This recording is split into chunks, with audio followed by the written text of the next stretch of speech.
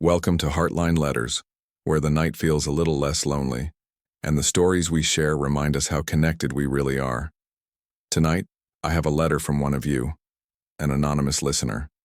It's a Dear John letter, the kind of goodbye that's been carried in someone's heart for a long time. Now, if you've ever loved and lost, this one's for you. Let's hear it. Dear John, it's been a long time since we last spoke. Years, really.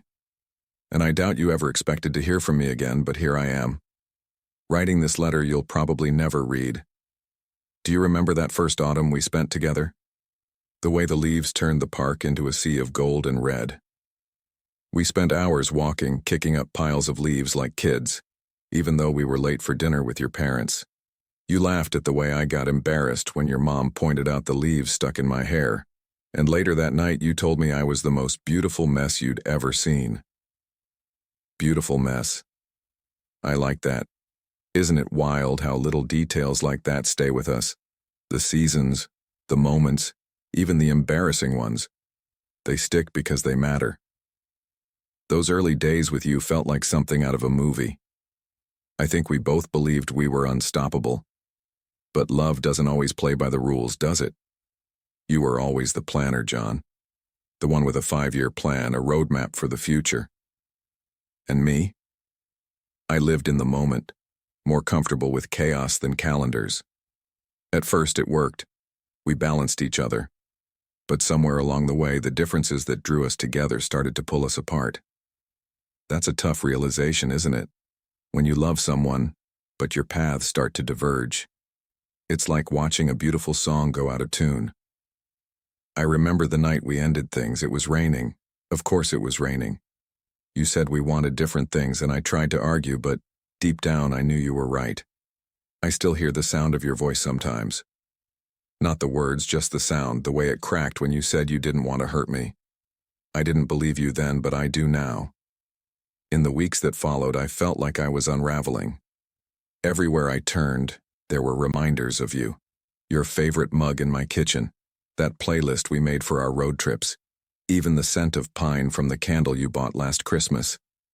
For a while, I hated you for leaving. Then, I hated myself for not being what you needed. Oh, Anonymous. If you're listening tonight, I hope you know it's not about being enough or not enough.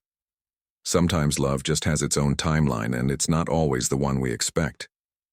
But then something happened. Slowly, the world stopped feeling so heavy. I started doing things I'd forgotten I loved. Painting, running, baking those cookies you said I always burned. And little by little, I found myself again. I think that's why I'm writing this now. To say thank you, John.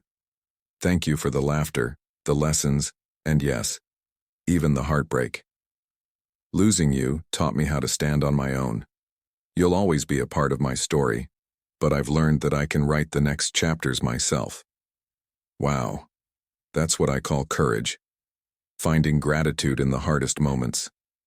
It's a reminder that even when love doesn't last, it still leaves a mark. One that helps shape who we are. Wherever you are, John, I hope you're happy. I hope you found someone who dances to your rhythm and shares your dreams. And if you ever think of me, I hope it's with a smile. Take care, Anonymous. Wow. To Anonymous, thank you for trusting us with this. Letters like these remind us that endings aren't failures. They're transitions. They're part of the story, not the whole of it. And to anyone listening tonight who's still carrying the weight of a goodbye, I want to tell you this. It's okay to miss them. It's okay to hold on to the good moments while moving forward. And it's okay to take your time. You're not alone in this. Breakups may feel like endings, but they can also be beginnings. So take it one day at a time and remember, the love you gave wasn't wasted. It's part of who you are now. This is Heartline Letters. Stay with us. We'll be back with more stories from the heart.